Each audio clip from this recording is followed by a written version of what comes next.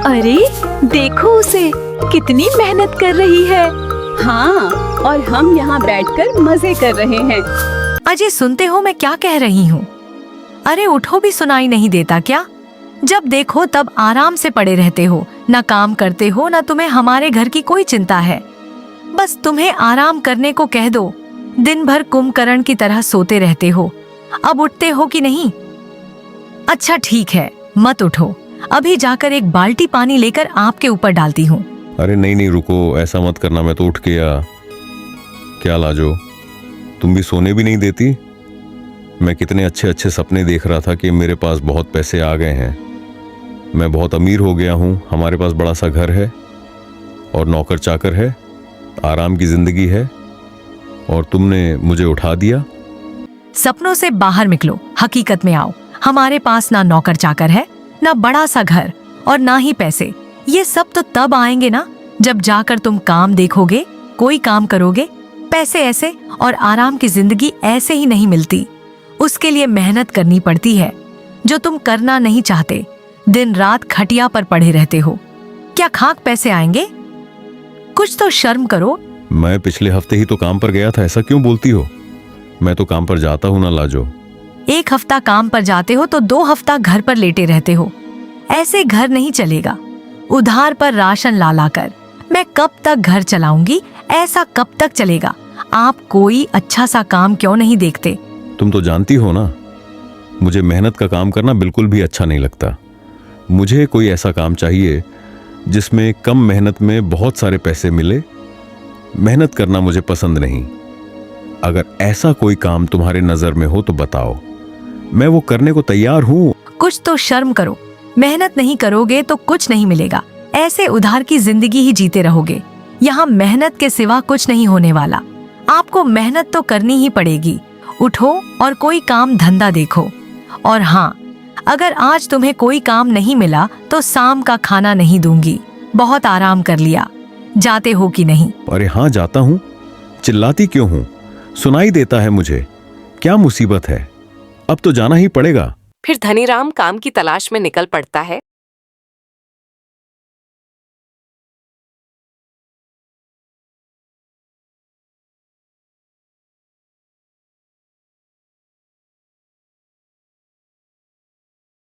और जमींदार के पास जाकर बोलता है, नमस्ते जमींदार जी, मेरे घर का राशन अब खत्म होने को आया है। मेरी बीवी मुझे रोज ताने देती है, पर मैं करूं तो करूं क्या? मुझे कहीं कोई काम नहीं मिल रहा है। मैं काम की तलाश में हूं। आपके यहाँ कोई काम मिल सकता है तो बताइए। अगर आप मुझे काम दे देंगे तो मेरा रोजी रोटी चल जाएगा।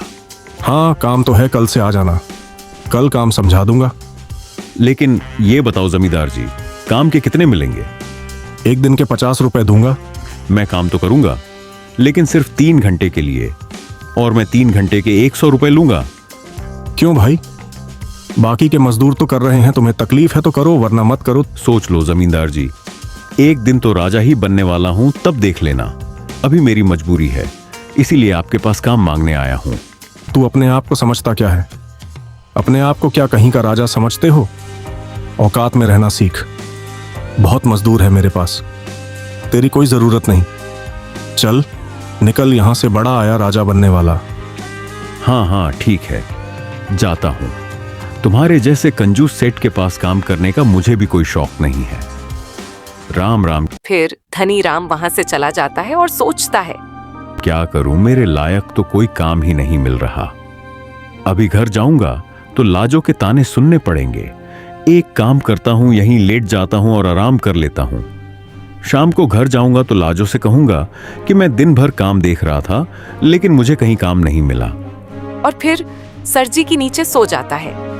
शाम को घर जाने के बाद लाजो पूछती है, क्या हुआ जी? आपको देखकर लगता तो नहीं है कि आप काम करके आए हो और काम मिला तो नहीं है और खाली हाथ ही आए हो? क्या बताओ लाजो, दिन भर काम की तलाशी कर रहा था। मेरे तो पैर दर्द होने लगे, लेकिन कहीं काम मिला ही नहीं। अच्छा, मैं तुम्हें अच्छी तरह से जानती हूँ, मुझे मत सिखाओ। तुम तो 1 नंबर के आलसी हो। मुझे तो शक है, पता नहीं काम देखने गए भी थे या नहीं। अरे नहीं लाजो, सच में मैं दिन भर काम की तलाश कर रहा था। अब मिला नहीं तो मैं क्या करूं? अगर तुम सब सही सही बोल रहे हो तो अच्छा खाओ, अपनी माँ की कसम, जब सही ही बोल रहे हो। तुम्हारे माँ की कसम। लाजो, मैं सच कह रहा हूँ, कल फिर से काम देखने जाता हूँ। ये चालाकी अपने पास ही रखो, मेरे सामने नहीं चलेगी। मैं अच्छी तरह से जानती हूँ तुम झूठ बोल रहे हो। अपनी माँ की कसम खाते हुए शर्म आ रही है क्या, जो मेरी माँ की कसम खा रहे हो? क्या फर्क पड़ता है लाजो, तुम्हारी माँ भी तो मेरी माँ की तरह है। मैं भला उनकी जूदी कसम क्यों खाऊंगा? और तुम गुस्सा मत करो, मैं कह रहा हूं ना, मुझ पर यकीन करो, मैं फिर से कल काम ढूंढने जाऊंगा और पक्का कल काम करके ही लौटूंगा। धनीराम और लाजो घर के बाहर बैठे होते हैं। तब उनके घर एक बूढ़ा आदमी आता है और धनीराम उससे कहता है, कौन हो बाबा? इतने शाम को आप यहाँ क्या कर रहे हो बाबा? बेटा, मैं पास के गांव में ही रहता हूँ। अभी के समय में तीर्थ यात्रा पर निकला था। तुम्हारे गांव के पास वाले रास्ते होकर जा रहा था, लेकिन रात हो गई। क्या मैं आज की रात यहाँ रुक सकता हूँ? धनीराम सोच ही रहा होता है। तभी लाजो कहती है, अरे क्या सोच रहे हो, कभी तो कोई अच्छा काम कर लिया करो। मेहमान भगवान समान होते हैं, उनका सम्मान करना सीखो। देख नहीं रहे वो कितने बूढ़े हैं, इतनी रात को कहाँ जाएंगे? आपके बारे में कुछ बताइए ना, कहाँ के रहने वाले हो? बेटा, मेरा नाम दीन दयाल है। मेरे 3 बेटे हैं। मैंने जीवन में बहुत मेहनत की, बहुत धन कमाया। तीनों बेटों को व्यापार खोल के दिया ताकि वो कभी ना सोचे कि हमारे पिताजी ने हमारे लिए कुछ नहीं किया। उन्हें किसी बात की कोई कमी नहीं रखी। तीनों की शादी करा दी। मेरे पास जितनी भी संपत्ति थी मैं तीनों बेटों में बांट आया हूँ। सभी बेटे अपनी जिंदगी में बहुत खुश हैं। मैंने सोचा जिंदगी तो काम करते करते ही गुजर गई, अब थोड़ा भगवान में मन लगाया जाए। अपने अंतिम समय में ईश्वर के समीप रहना चाहता हूँ, भजन कीर्तन करना चाहता हूँ, इसलिए यात्रा पर निकला हूँ। अच्छा ये बात है, लेकिन एक बात तो बताओ बाबा, आपने सारी संपत्ति बेटों में बांट दी, अपने लिए कुछ नहीं रखा? रखा है ना बेटा, मैंने दुनिया देखी है। कल को मुझे किसी चीज की जरूरत पड़ गई तो मेरे पास भी कुछ होना चाहिए। बेटे और बहू का क्या है, कल को वो ये न समझे कि मैं उनके ऊपर बोझ बन गया हूँ। और मैं दान पुण्य में बहुत विश्वास रखता हूँ। मैं अपने बेटे से थोड़ी मांग सकता हूँ, इसलिए मैंने अपने पास सोने की मोहरें रखी है जो मुझे जरूरत के समय काम आ सके। दीनदयाल उन्हें सोने की बोरी दिखाता। धनीराम देखता ही रह जाता है और सोचता है, बूढ़े के पास इतने सोने के सिक्के, इतने सिक्के तो मेरे पूरे गांव में किसी के पास नहीं होंगे। इसे देखकर लगा ही था कि अच्छे घर का है, लेकिन इसके पास इतने सारे सोने के सिक्के रहेंगे ये कभी नहीं सोचा था। क्या सोच रहे हो बेटे? कुछ नहीं बाबा, आप आराम कीजिए। तुम दोनों का बहुत बहुत शुक्रिया बेटे, तुमने मुझे यहाँ रुकने की अनुमति दी, इतना अच्छा भोजन खिलाया, मेरे लिए बिस्तर लगा दिया। आजकल के जमाने में किसी अनजान आदमी के लिए कौन इतना करता है बेटे? अरे कोई बात नहीं बाबा, आप हमारे मेहमान हैं। मेहमान तो भगवान समान होते हैं। आप आराम कीजिए। लाजो, तुमने देखा उसके पास कितने सारे सोने के सिक्के थे। हाँ, उन्होंने बहुत मेहनत से कमाए हैं। और सुना तुमने, उन्होंने अपने बेटे के लिए भी कितना कुछ करके रखा है। हाँ, मैं क्या कह रहा हूं, अगर इतने सिक्के हमारे पास होते तो कितना अच्छा होगा ना। सोचो हमारी जिंदगी क्या से क्या हो जाएगी। नीच आदमी, मैं अच्छी तरह से जानती हूँ तुम्हारे मन में क्या चल रहा है, और ये गलत है। उनकी मेहनत की कमाई है, तुम्हें भी कमाना है तो मेहनत करो। अरे लाजो, जरा सोच के देखो, मेहनत करके कमाऊं तो कितना वक्त लगेगा। इस बुड्ढे को ही देख लो, अब जाके कि उसे फुर्सत मिली है और घूमने चला है। पूरी जिंदगी इसमें मेहनत में गवा दी। मैं पूरी जिंदगी मेहनत करने में नहीं गवाना चाहता। जरा सोचो, अगर वो सिक्के हमें मिल गए तो पूरे गांव में हम सबसे अमीर बन जाएंगे। तुम्हारी साड़ियां, तुम्हारे गहने देखकर गांव की औरतें तुमसे जलने लगेगी। तुम रानी की तरह राज करोगी, और वो तुम्हारी चचेरी बहन शीला, वो भी तो तुम्हें आए दिन ताना देते रहती है, तुम्हें नई नई साड़ियां दिखाती रहती है। सोचो तुम्हारे पास सब कुछ रहेगा। तुम जब घर से निकलोगे तो कितनी ठाट से निकलोगी। सारी औरतों की नज़र तुम्हारी साड़ी पर होगी। गांव की सभी औरतें तुम्हें चलने लगेगी। और तुम ही तो कह रही थी कि मेहमान भगवान का रूप होते हैं। तो मुझे लगता है ये मेहमान हमारे लिए भगवान बनकर ही आया है, और वो सब धन हमारे लिए ही लाया है।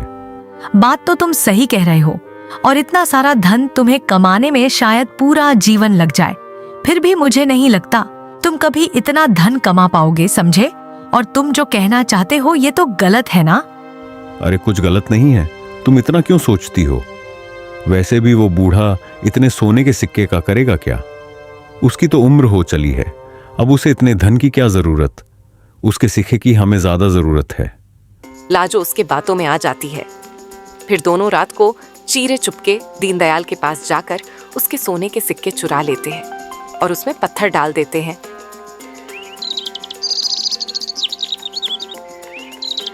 मैं चलता हूँ, तुम्हारा बहुत बहुत शुक्रिया। तुमने मेरा बहुत अच्छे से ख्याल रखा।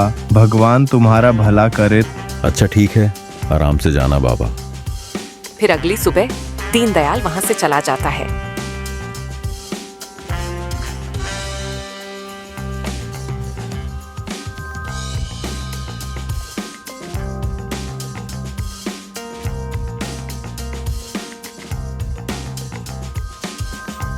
दूसरे गांव जाने के बाद दीनदयाल को एक आदमी मिलता है।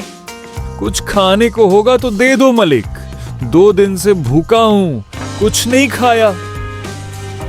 आपका भगवान भला करेगा, इस गरीब की मदद कर दो। मैं आपके आगे हाथ जोड़ता हूं, बहुत दिनों हो गए, अभी तक कुछ भी नहीं खाया। भगवान के भला से आप दे दो। तुम थोड़ी देर रुको, मैं तुम्हें भर पेट खाना खिलाऊंगा। अरे सुनो भैया, तुम इस गांव के लगते हो। वो क्या है ना, मैं इस गांव में किसी को जानता नहीं हूँ। मुझे इस गांव में एक भंडारे का आयोजन करवाना है। क्या तुम बता सकते हो इस गांव का मुखिया कौन है? मैं उनसे मिलकर भंडारे का आयोजन करवाता हूँ। ये तो बहुत अच्छी बात है सेठ जी, क्यों नहीं, बिल्कुल। चलिए मैं आपको मुखिया के पास लेकर चलता हूँ।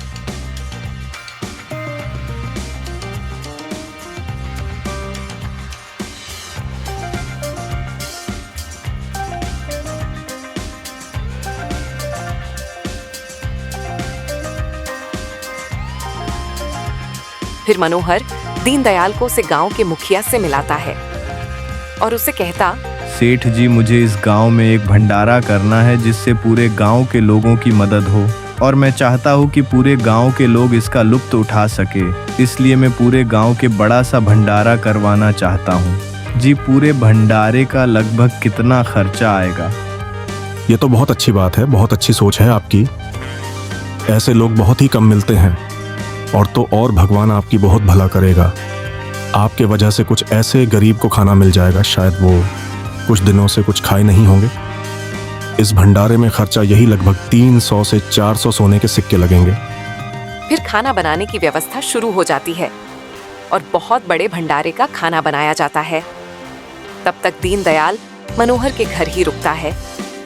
मनोहर, लगभग सारा इंतजाम तो हो गया है, अब भंडारा बस शुरू ही होने वाला है। तुम एक काम करो, दीनदयाल जी से जाकर सोने के सिक्के ले लो। हमें सब्जी वाले को, राशन वाले को भी देने हैं, वो इंतजार कर रहे हैं। उन्होंने हमारे कहने पर सारा राशन और सब्जियां बिना पैसे लिए दे दिए। अब उन्हें और इंतजार करवाना अच्छी बात नहीं।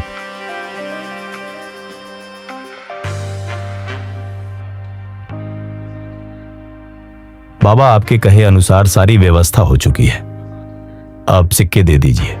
भंडारा चालू हो चुका है, खाना बनाने वाले और राशन वाले को देने हैं। तुम यही रुको, मैंने भीतर पोटली रखी है, मैं अभी लेकर आता हूँ। दीनदयाल अंदर जाकर पोटली खोलता है तो उसमें सोने के सिक्के नहीं, पत्थर भरे होंठे हैं। हे भगवान, ये कब हो गया? कैसे हुआ? सोने के सिक्के कहाँ गए? अब मैं बाहर जाकर क्या मुंह दिखाऊंगा? इतने बड़े भंडारे की व्यवस्था हो चुकी है, अब मैं इतने सारे सोने के सिक्के कहाँ से लाऊंगा? इतना बड़ा अपमान मैं कैसे सहन करूंगा? यहाँ के लोग मेरे बारे में क्या क्या बातें बनाएंगे, मुझे किस नज़र से देखेंगे? आज तक मैंने कभी किसी के सामने सिर नहीं झुकाया। जिंदगी भर में सम्मान की जिंदगी जीता आया हूँ। मैं इतना बड़ा अपमान सहन नहीं कर सकता। मुझ में इतनी ताकत नहीं है। बाहर खड़ा मनोहर दीनदयाल की राह देख रहा होता है। बहुत देर होने के कारण मनोहर अंदर जाकर देखता है। उसके पैरों तले जमीन खिसक जाती है। उसे बहुत बड़ा धक्का लगता है। वो दौड़कर मुखिया के पास आता है। गजब हो गया मुखिया जी, जिस आदमी ने भंडारे की व्यवस्था कराई थी उस आदमी ने तो आत्महत्या कर ली। मैं ये क्या बोल रहे हो मनोहर? इतना बड़ा प्रयोजन करवाकर वो आदमी ऐसे कैसे कर सकता है? अब इतने सारे लोगों को पैसे देने हैं, कैसे देंगे, कौन देगा? सच कह कर रहा हूं मुखिया जी, अभी देख कर आ रहा हूं। उन्होंने फांसी लगाकर आत्महत्या कर ली। उन्हें उस अवस्था में देख मेरे तो हाथ पांव कांपने लगे। ये कैसे हो सकता है भगवान? ये क्या अनर्थ हो गया? बहुत अच्छा आदमी था, पता नहीं उसने आत्महत्या क्यों कर ली। इतने बड़े भंडारे की व्यवस्था भी उन्होंने कार्रवाई थी। उस बेचारे का तो कोई आता पता भी नहीं है हमारे पास। अब क्या करें? मुझे लगता है हमें इनका अंतिम संस्कार कर देना चाहिए। पता नहीं बेचारे का इस दुनिया में कोई है भी या नहीं। मनोहर, गांव के लोग मिलकर ही दीनदयाल का अंतिम संस्कार कर देते हैं और फिर सब्जी वाला, राशन वाला और भंडारा में खाना बनाने लोग मनोहर से ही पैसे मांगते हैं। लाओ मनोहर, हमारे पैसों हमें दे दो, हमें और भी काम है, बहुत देरी हो गई है। अरे भाई, मैं कहां से पैसे दूं? मैंने तो उनके कहने पर भंडारा करवाया था। मुझे इतनी बड़ी व्यवस्था करने को उन्होंने कहा तो मैंने करवा दिया।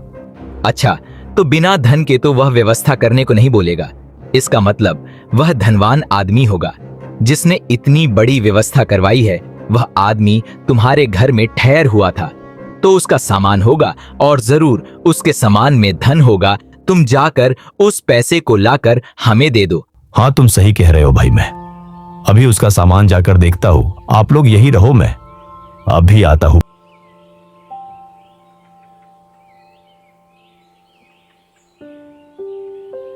पार्वती, जो दीनदयाल हमारे घर ठहरे थे ना, उनकी पोटली कहाँ रखी है? उसे जरा लेकर तो आना। बिरजू और उसकी पत्नी दीनदयाल का सामान देखते हैं तो उसमें उन्हें कुछ भी नहीं होता। इसमें तो कुछ भी नहीं है। मैं इन लोगों के पैसे कहां से चुकाऊंगा? और इतना बड़ा आदमी इतनी बड़ी व्यवस्था करवाई, उसने ऐसा क्यों किया? अगर उनके पास पैसे थे ही नहीं तो उन्होंने भंडारा करने को क्यों कहा और फिर आत्महत्या भी कर ली? पता नहीं उसके मन में क्या चल रहा था। लेकिन मैं लोगों को क्या जवाब दूं? मेरे कहने पर ही तो इतनी बड़ी व्यवस्था की गई थी। अब इसमें आप क्या कर सकते हैं? आपकी तो कोई गलती नहीं थी। दीनदयाल जी ने कहा था, इसलिए अपने मुखिया से कहकर व्यवस्था करवाई थी। इसमें हमारी कोई गलती नहीं है। आप बाहर जाकर उनसे कह दीजिए कि उनकी पोटली में कुछ नहीं है। लाओ मनोहर, हमारे पैसों हमें दे दो, हमें और भी काम है, बहुत देरी हो गई है। ये कैसे हो सकता है? अरे भाई, मुझे उसके सामान में फूटी कौड़ी भी नहीं मिली तो कहां से दूं? अगर उस आदमी ने आपको इतनी बड़ी व्यवस्था करने को कही थी तो जरूर उसके पास तो धन होगा ही। तुम हमसे झूठ बोल रहे हो। बिना पैसों के कोई भंडारे का आयोजन क्यों करवाएगा? वो आदमी तेरे घर ही रुका था ना, जरूर तूने ही वो सारे पैसे रख लिए होंगे। पैसों को देखकर आपके मन में लालच आ गया होगा और अब हमें पैसे देना नहीं चाहते। तुम्हें लग रहा होगा कि वो आदमी तो मर चुका है, सारा धन तुम्हारा हो जाएगा। राम राम राम, कैसे बातें करते हो? मैं ऐसा घिनौना काम कभी नहीं कर सकता। मुझे धन की कोई लालसा नहीं है। प्रभु की कृपा से मेरे पास जितना भी है मैं उसी में सुखी हूं। मैंने ऐसा घटिया काम सोच भी नहीं सकता। मनोहर, धन को देखकर अच्छे अच्छे की नीयत बिगड़ जाती है। हम गरीब लोग हैं, हम में से कोई इतना पैसे वाला नहीं है जो भंडारे का खर्च उठा सके। हमें हमारी मजदूरी के पैसे मिलने ही चाहिए। तुम्हारे कहने पर ही ये भंडारा हुआ था तो पैसे भी तुम्हें ही देना पड़ेगा। बाकी हमें कुछ नहीं पता।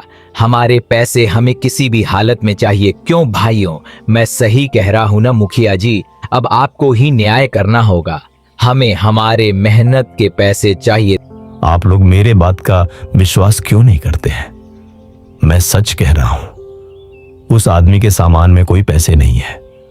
मेरा ईश्वर सब जानता है कि मैंने कोई पैसे नहीं चुराए। मैं झूठ नहीं बोल रहा हूं। अगर मैंने पैसे चुराए हैं तो ईश्वर मुझे आज के आज ही उठा ले। तुझे क्या लगता है मनोहर, तेरे ऐसा बोलने से हम लोग तेरी बात मान लेंगे? हमें अच्छे से पता, पैसे तो तेरे पास हैं और हमें किसी भी हालत में पैसे चाहिए। कुछ भी करो, लेकिन हमारे पैसे ला कर दो। अरे मैंने कहा ना, आप लोग मेरी बात समझने की कोशिश क्यों नहीं कर रहे हैं? मुखिया जी, अब आप ही कुछ कीजिए। आपको तो सब कुछ पता है। वो आदमी आपके पास ही तो आया था और आपकी अनुमति से ही तो ये भंडारा हुआ है।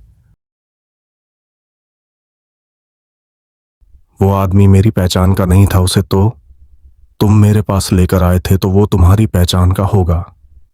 अब तुम मुझे क्या कहते हो? गांव वाले सही कह रहे हैं। वो आदमी तुम्हारे घर पर रुका था, तो जाहिर सी बात है उसके पास जो कुछ भी धन होगा वो तुम्हारे पास ही होगा। नहीं मुखिया जी, ये सच नहीं है। मैं उस आदमी को नहीं जानता था। वो तो मुझे हमारे गांव में ही मिला था। उसने ही मुझे कहा था कि उसे आपसे मिलना है, इसलिए मैं आपके पास उसे लेकर आया था। अब वो कहाँ रुकेंगे, इसलिए मैंने उन्हें अपने घर पर रुकने के लिए कह दिया। बस मेरी यही गलती हो गया, इसलिए आप सब लोग मुझे पर इल्जाम लगा रहे हैं, लेकिन मैं बेकसूर है। मैंने कुछ नहीं किया है। मेरे पास कुछ नहीं है। उस आदमी के सामान में एक कूटी कौड़ी भी नहीं है। मैं खुद हैरान हूं। मुझे खुद समझ नहीं आ रहा कि पैसे न होने के बावजूद उसने आखिर भंडारा क्यों करवाया। मनोहर लोगों को समझाने की बहुत कोशिश करता है, लेकिन कोई भी मनोहर की बातें नहीं मानता और गांव के मुखिया भी मनोहर को ही दोषी करार देते हुए पैसे देने के लिए 1 सप्ताह वक्त देते हैं। मनोहर निराश होकर अपने घर जाता है। ये क्या हो गया जी? ये तो हमने कभी सोचा भी नहीं था ना। लेना ना देना, और फिर भी लोगों ने आपको ही फंसा दिया। आपने तो केवल उनकी मदद करनी चाहिए थी, और देखिए ना क्या हो गया। अब हम क्या करेंगे? इतने सारे पैसे कहां से लाएंगे? हाँ पार्वती, मेरी भी कुछ समझ नहीं आ रहा कि आखिर मेरे साथ ये हो क्या रहा है, जबकि मैंने कोई धन नहीं चुराया। मैं 1 हफ्ते में इतना धन कहां से लाऊं? देखा लाजो मेरा कमाल, आज मेरा सपना पूरा हो गया। तुम तो बेकार में मुझे काम देखने के लिए परेशान करती थी। आज देख लो मैं कहां से कहां पहुंच गया, वो भी बिना कुछ काम की। हाँ हाँ, देख रही हूँ, लेकिन आपका कमाल नहीं, उस बाबा की कृपा है जो उस दिन हमारे घर आए थे। अगर वो हमारे घर ना आए होते तो आज तुम्हारे पास इतना सारा धन नहीं होता। तुम तो उसे घर में लेना भी नहीं चाह रहे थे। वो तो मैं थी जिसने उन्हें सम्मान से अपने घर रखा और उनकी सेवा भी की। हाँ ठीक है, जो भी है, लेकिन मेरा तो सपना पूरा हो गया। मैं ना कहता था कि एक दिन मैं राजा की जिंदगी जीऊंगा। आज मेरे पास सब कुछ है। इतने सारे सोने के सिक्के मनोहर, कुछ समझ कर बोलो। इतना धन तुम कब चुकाओगे और कैसे चुकाओगे? और तुम्हें मेरा ब्याज पता है ना, तुम तो मरते दम तक चुका नहीं पाओगे। तो मैं तुमको किसके भरोसे इतना सारा धन दे दो? मुझे तो कुछ समझ नहीं आ रहा जमींदार जी। बदले में आप मेरी जमीन गिरवी रख लीजिए। वैसे तो मैं बहुत मेहनत करके आपकी पाई चुका दूंगा, लेकिन अगर न चुका पाया तो आप मेरी जमीन जब्त कर सकते हैं। आप फिक्र न करें, मुझे पर भरोसा कीजिए। मुझे आज आपकी सहायता की बहुत बड़ी जरूरत है। मना मत करें जमींदार जी, मैं बहुत उम्मीद से आपके पास आया है। मेरे पास आपके अलावा कोई रास्ता नहीं है। अच्छा ठीक है, मैं तुम्हें धन दे देता हूं, लेकिन मुझे उसका ब्याज महीने के महीने चाहिए। असल तुम्हें जब देना होगा तब दे देना, लेकिन ब्याज समय पर पहुंच जाना चाहिए।